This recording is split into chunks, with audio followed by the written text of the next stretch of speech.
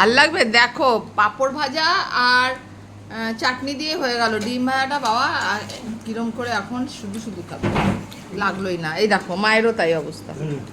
না আমি খাও না, ভাইকে দিয়ে ভাইকে ওকে দাও। রাখো, আমি দিয়ে দিই। কি কেমন হয়েছে বলো? আমার রান্না আমি ভালো বলি বাজে বলি কি মানে সবসময় নাকি ভালো বলি, আমি নাকি বাজে রান্না করি না। অমৃত মহোৎসব। না, জেনুইন রিভিউ দাও। এর আগে ঠিক জাস্ট উল্টোটা বললে। এরা খিচুড়ি পাকা দিয়ে একদম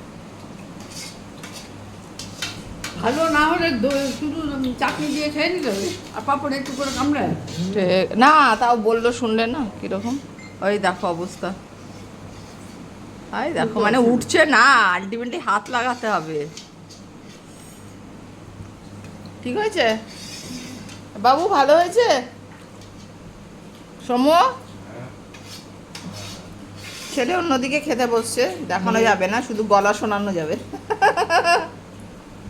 মারাত্মক লেভেলের।